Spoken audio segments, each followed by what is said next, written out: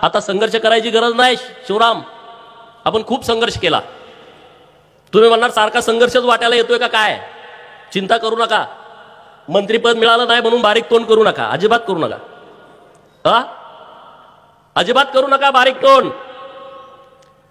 संघर्षाचे दिवस आता आपले संपलेत, आपलं सरकार आलंय, आपला नेता राज्याचा मुख्यमंत्री झालाय। त्या नेत्याच्या माध्यमातून या महाराष्ट्रातल्या गोरगरीब उपेक्षित लोकांची कामं आपल्याला आता करायची आहेत। या जत विधानसभेतली, खानापूर विधानसभा मतदारसंघातल्या लोकांची कामं आपल्याला करायची आहेत मित्रांनो। त्यामुळे आता संघर्ष ज्यांना करायचा त्यांना करू द्या ना, पण संघर्ष करणं मेजर एवढं सोपं नसतं का असते? अरे या पोलीस स्टेशनमध्ये माझ्यावरती किती वेळा केस दाखल झाल्या की नाही झाल्या? 1 लाखाच्या फटाकड्या उडवल्याशिवाय मी पोलीस स्टेशनमध्ये हजरच झालो नाही। जेव्हा जेव्हा मला अटक केलं, माझे विरोधक येडे होऊन गेले, अरे आता करायचं काय, याला जेलमध्ये टाकला तर फटाकड्या उडवतोय, बाहेर आला तर फटाकड्या उडवतोय, आहे का नाही? बरोबर। अजून काय काय झालं, ज्यावर केसेस असतील, जेलमध्ये जाताना फटाकड्या उडवलेल्या, सांगलीतनं आपण जेलमधनं सुटलो, येताना फटाकड्या उडवल्या, कोर्टानं केस दाखल केली विट्यामध्ये, आटपाडीत केस दाखल झाली, म्हणजे गेलो सुटलो म्हणून परत 2 केसेस, जेलमध्ये गेलो, 2-2 महिने राहिलो। महाराष्ट्रातल्या लोकांना वाटतं ह्याला लॉटरी लागली आहे। अरे आम्ही किती घासले आम्हाला माहित आहे, तुम्हाला काय माहित आम्ही काय काय केलंय?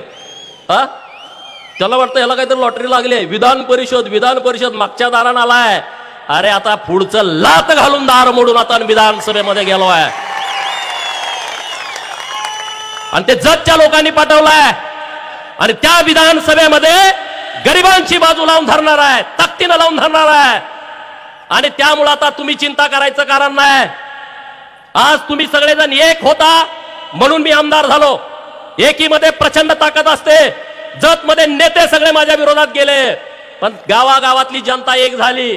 तुम्ही माझ्यासोबत एक होता म्हणून आज मी नेता म्हणून तयार झालो। गिर जाते हैं वो जो अकेले चलते हैं।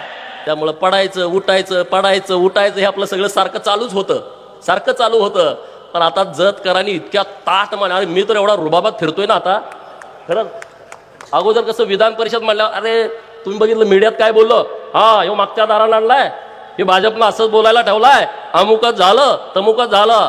आता म्हणलं आला लात घालून आलोय, आता तुम्ही बोला माझ्या विरोधात, कुणाच्यात हिंमत आहे मी तुम्हाला फेस करतो। बोलायलाच कोण तयार नाही, आता बोलायचं कुणाच्या विरोधात? सगळं गणित आता पूर्णपणे विस्कटून गेलेलं आहे। ताकद लागते।